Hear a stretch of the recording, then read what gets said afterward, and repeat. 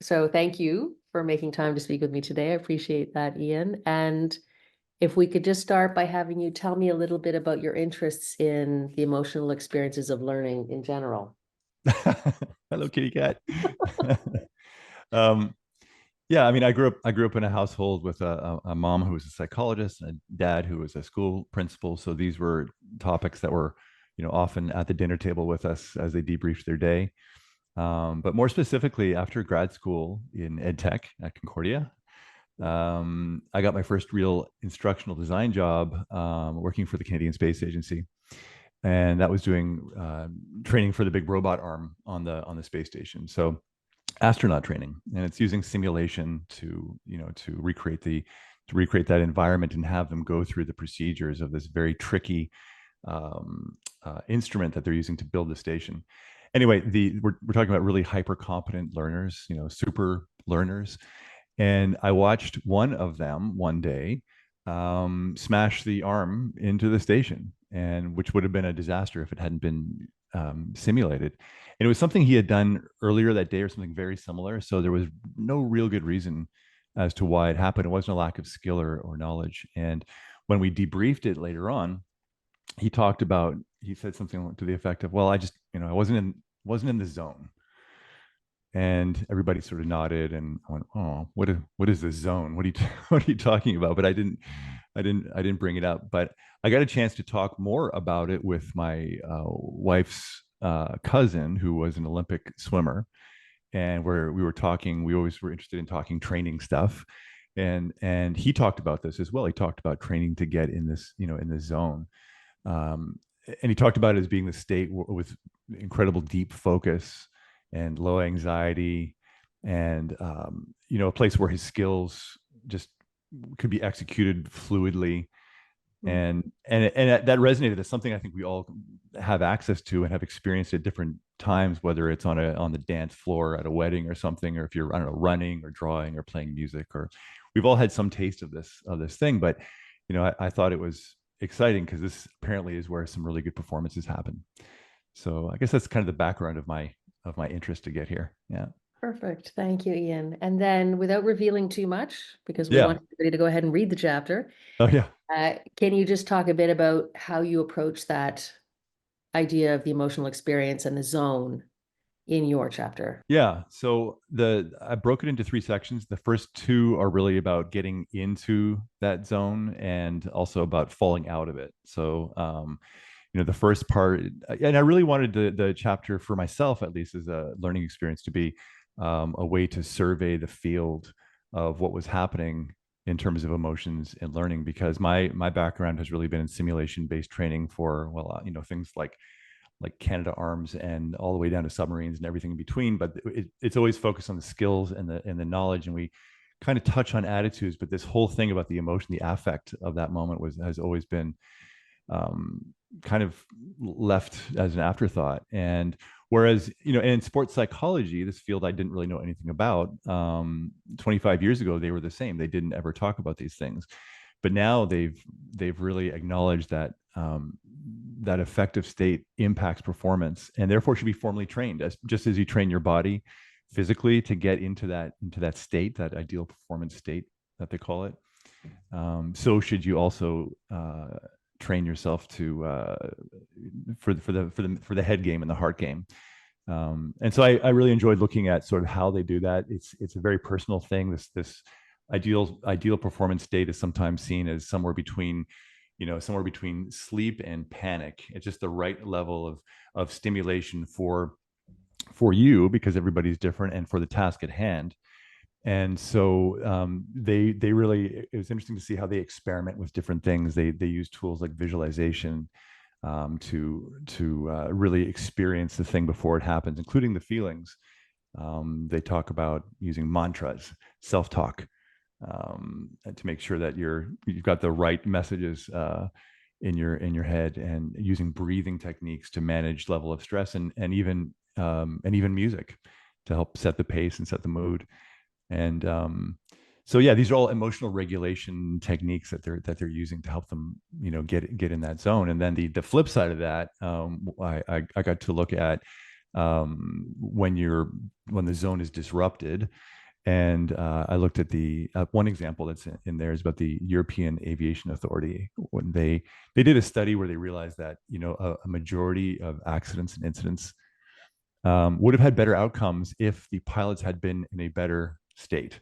That they suffer from, they call it startle and surprise, but I guess we all know it as kind of fight or flight, where say you're flying along at 30,000 feet and you hear a loud bang, or the instruments suddenly don't match and you don't know where you are for a moment. And they can be sort of mentally disabled momentarily, where their skills and knowledge are not accessible.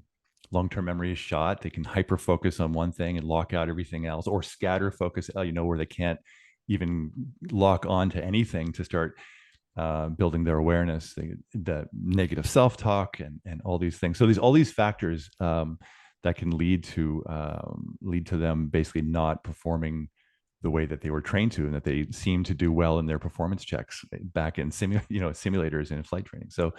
So they really talk about, again, emotional regulation techniques. There's a method they teach which is really interesting. That is basically, as soon as there's that stimulus, that fear response, you can push yourself back into your seat, which is just a way of saying, okay, I'm starting this procedure to control my physiological and emotional state. Take a few breaths. They check on their partner, maybe say their name, maybe touch them on the arm to kind of shake them out of that state. And then they can start, once they've kind of just lowered that panic, they can start going through the procedures and troubleshooting and the things that we actually train them for. Yeah. And then there's a third section which gets into, I just like explore how a lot of the new technologies that we have now, like virtual reality and stuff, which used to be very inaccessible, because they're now accessible. I think this whole domain of learning and emotions is now something that we can actually address. We can train for it in ways we couldn't when you had to either get a whole crew of people together, like in medical school. They would do scenarios where you have to get actors together to try to recreate that emotional environment. Well, there's examples now where they're doing, I talked to a pediatric surgeon who's doing training around pediatric trauma response, because similar to the pilots, the first time that a doctor sees a child in a traumatic state, sometimes their skills and knowledge are suddenly not available to them because they have an emotional response that's there, right? So they're using this as a way of helping people, first of all, get exposed, but also get used to the cycle of going through that experience and then doing the human debrief with the rest of the team, which includes, amongst other things, the emotional impact it had on you. So they can begin to train the cycle of going through these things, debriefing, processing emotions, and then going back and doing it again. So there's a lot of, I just am excited about how the technology has opened up a lot of possibilities for that kind of, for addressing that part of of training. Thank you. Okay, perfect. And, a couple of the things I really appreciated about your chapter, one was there was a lot of real life implication to the situations that you were talking about. And the other was you were connecting the dots from learning to performance, to actual performance on the job, which I appreciated. I think it's so valuable. What would you say for people who are going to read your chapter? What would be some of the practical implications? What are some of the takeaways that they could use in their own practice? For me, just the process of writing it really was an opportunity to realize that we've been missing a chunk. We've been talking about skills, knowledge, and attitudes as if they're the three stools of the legs of the stool, and that was enough. And it made me really realize that this affective state is another leg, that similar to how they talk about inert knowledge, right? This idea that you can know something but not know when to use it. I feel that that emotional component, if you show up without that, it's the same thing. You might not be able to access your skills and knowledge. So I think, practically speaking, just even acknowledging that is a piece of the learning puzzle is really something. And I think we in our personal lives, we kind of intuitively know this. If you've ever taught a grandparent to use a piece of software, or a child to drive or something, you know that their state is determines their readiness to learn and to perform.